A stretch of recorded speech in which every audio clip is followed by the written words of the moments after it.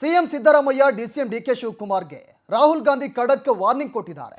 ಬಿಹಾರ ಚುನಾವಣೆ ಮುಗಿಯೋ ತನಕ ಗಪ್ಚುಪ್ ಆಗಿರಿ. ಸಿಎಂ ಡಿಸಿಎಂಗೆ ರಾಹುಲ್ ಗಾಂಧಿ ಖಡಕ್ ಸಂದೇಶವನ್ನು ರವಾನೆ ಮಾಡಿದ್ದಾರೆ. ಬಿಹಾರ ಚುನಾವಣೆ ಮುಗಿಯೋವರೆಗೂ ಅಲ್ಲಿವರೆಗೂ ಗಪ್ಚುಪ್ ಆಗಿರಬೇಕು. ನಾಯಕತ್ವ ಬದಲಾವಣೆ ವಿಚಾರದ ಬಗ್ಗೆ ಯಾರು ಕೂಡ ಮಾತನಾಡಬೇಡಿ.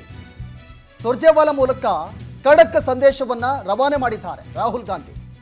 ಸುರ್ಜೇವಾಲಾ ಭೇಟಿ ಮಾಡಿದ್ದ ಸಿಎಂ ಸಿದ್ದು, ಡಿಸಿಎಂ ಡಿಕೆ ಶಿವಕುಮಾರ್. ಈ ವೇಳೆ ರಾಹುಲ್ ಸಂದೇಶವನ್ನ ಇಬ್ಬರಿಗೂ ಮುಟ್ಟಿಸಿದ ಸುರ್ಜೇವಾಲಾ, ಬಿಹಾರ ಎಲೆಕ್ಷನ್ ಮುಗಿಯೋ ತನಕ ಕರ್ನಾಟಕದ ವಿಷಯ ಮಾತನಾಡಬೇಡಿ. ನವೆಂಬರ್ನಲ್ಲಿ ಬಿಹಾರ ಚುನಾವಣೆ ನಡೆಯಲಿದೆ, ಅಲ್ಲಿ ಗಮನ ಹರಿಸಿ. ನಾಯಕತ್ವ ವಿಚಾರ ಬಿಟ್ಟು ಒಗ್ಗಟ್ಟಿನಿಂದ ಕೆಲಸವನ್ನ ಮಾಡಿ. ಸಿಎಂ ಡಿಸಿಎಂಗೆ ಖಡಕ್ ಸಂದೇಶವನ್ನ ರಾಹುಲ್ ಗಾಂಧಿ ರವಾನಿಸಿದ್ದಾರೆ. ಸುರ್ಜೇವಾಲಾ ಇಬ್ಬರಿಗೂ ಕೂಡ ಆ ಸಂದೇಶವನ್ನು ಮುಟ್ಟಿಸಿರೋದು.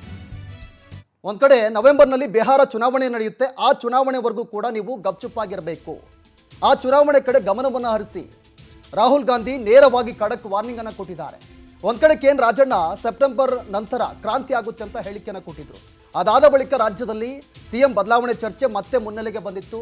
ಒಂದು ಕಡೆ ಡಿಸಿಎಂ ಡಿಕೆ ಶಿವಕುಮಾರ್ ಅವರು ಕೂಡ ಸ್ಟೇಟ್ಮೆಂಟ್ ಅನ್ನು ಕೊಡ್ತಾ ಇದ್ರು, ಮತ್ತೊಂದು ಕಡೆ ಸಿಎಂ ಸಿದ್ದರಾಮಯ್ಯ ಸ್ಟೇಟ್ಮೆಂಟ್ ಅನ್ನು ಕೊಡ್ತಾ ಇದ್ರು. ಇದೀಗ ಬ್ರೇಕ್ ಬಿದ್ದಿರೋದು.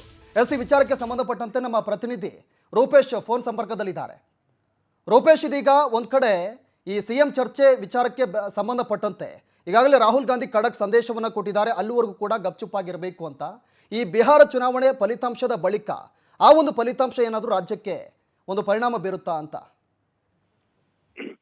ನಿಜ ಪ್ರವೀಣ್, ಯಾಕಂತ ಹೇಳಿದ್ರೆ ಈಗ ಸದ್ಯಕ್ಕೆ ಕಾಂಗ್ರೆಸ್ ಹೈಕಮಾಂಡ್ ಯಾವುದೇ ರೀತಿ ರಾಜ್ಯದ ವಹಿವಾಟುಗಳ ಬಗ್ಗೆ, ರಾಜ್ಯದ ವಿದ್ಯಮಾನಗಳ ಬಗ್ಗೆ ತಲೆ ಕೆಡಿಸ್ಕೊಳ್ಳೋದು ಕಾಣ್ತಾ ಇಲ್ಲ. ಯಾಕಂತ ಹೇಳಿದ್ರೆ ಸಿಎಂ ಅವರು ಕೂಡ ಖಡಕ್ ಸೂಚನೆ ಕೊಟ್ಟಿದೆ. ಒಂದು ಸಿಎಂ ವಿಚಾರಕ್ಕೆ ಒಂದು ತಾರ್ಕಿಕ ಅಂತ್ಯ ತರಬೇಕು ಅಂತ ಹೇಳ್ಕೊಂಡಿದೆ.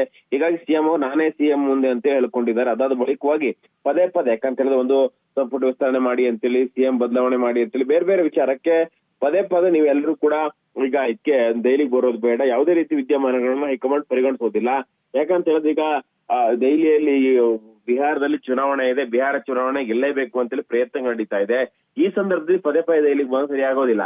ಅದೇ ರೀತಿಯಾಗಿ ಬಿಹಾರದಲ್ಲೂ ಕೂಡ ಕಾಂಗ್ರೆಸ್ಗೆ ಪೂರಕವಾಗಿರ್ತಕ್ಕಂಥ ವಾತಾವರಣಗಳಿಲ್ಲ, ಅಲ್ಲೂ ಕೂಡ ಕಷ್ಟಪಟ್ಟು ಗೆಲ್ಲಬೇಕಾಗತ್ತೆ. ಹೀಗಾಗಿ ಅಲ್ಲಿ ಹೈಕಮಾಂಡ್ ಅದನ್ನತ್ರ ಗಮನ ಹರಿಸುತ್ತೆ. ಕರ್ನಾಟಕದ ವಿದ್ಯಮಾನಗಳು ಏನೇ ಇದ್ರು ಕೂಡ ಬಿಹಾರ ಚುನಾವಣೆ ಆಗುತ್ತೆ. ಬಿಹಾರ ಚುನಾವಣೆ ಆದ ಬಳಿಕವಾಗಿ ಏನೇನ್ ಚರ್ಚೆ ಮಾಡ್ಬೇಕು, ಏನೇನ್ ಮಾಡ್ಬೇಕು ಅದೆಲ್ಲವನ್ನು ಕೂಡ ಮಾಡೋಣ. ಈಗ ಸಿಎಂ ಬದಲಾವಣೆ ಬೇರೆ ಚರ್ಚೆಗಳನ್ನ ತರೋದು ಬೇಡ, ಅಥವಾ ಯಾವುದೇ ರೀತಿ ಚರ್ಚೆಗಳನ್ನು ಕೂಡ ಮಾಡೋದು ಬೇಡ ಅಂತೇಳಿ ಸಿದ್ದರಾಮಯ್ಯ, ಅದೇ ರೀತಿಯಾಗಿ ಡಿ ಕೆ ಶಿವಕುಮಾರ್ಗೆ ಖಡಕ್ ಆಗಿರ್ತಕ್ಕಂಥ ಸೂಚನೆಗಳನ್ನು ಕೊಟ್ಟಿದೆ. ಅದೇ ರೀತಿಯಾಗಿ ಇಬ್ರು ಕೂಡ, ಯಾಕಂದ್ರೆ ರಾಹುಲ್ ಗಾಂಧಿ ಅವರು ಸೂಚನೆಗಳನ್ನ ಕೊಟ್ಟಿರೋದ್ರಿಂದ ಈ ಸೂಚನೆಯನ್ನು ಗಂಭೀರವಾಗಿ ಪರಿಗಣಿಸ್ತಾರೆ ಅಂತ ಹೇಳಲಾಗ್ತಾ ಇದೆ.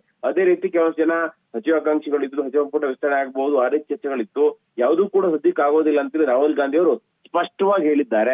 ಈ ಮೂಲಕವಾಗಿ ಇನ್ನು ಮುಂದೆ ಈ ರೀತಿಯಾಗಿ ಪದೇ ಸಂಪುಟ ವಿಸ್ತರಣೆ, ಶಾಸಕಾಂಗ ಪಕ್ಷದ ಸಭೆ, ಆ ರೀತಿಯಾಗಿರ್ತಕ್ಕಂಥ ಚರ್ಚೆಗಳು ಹುಟ್ಟಾಕೋದು ಬೇಡ ಅಂತೇಳಿ ಕೂಡ ರಾಹುಲ್ ಗಾಂಧಿ ಸೂಚನೆ ಕೊಟ್ಟಿದ್ದಾರೆ. ಈ ಮೂಲಕವಾಗಿ ದೆಹಲಿಯಿಂದ ಇದೇ ಸಂದೇಶವನ್ನ ರಾಜ್ಯಕ್ಕೆ ಕೂಡ ಸಿಎಂ ಅವರು, ಡಿಸಿಎಂ ಅವರು ಹೊತ್ತು ತರಲಿದ್ದಾರೆ. Praveen, okay, thank you Rupesh ತಮ್ಮೆಲ್ಲ ಮಾಹಿತಿಗೆ.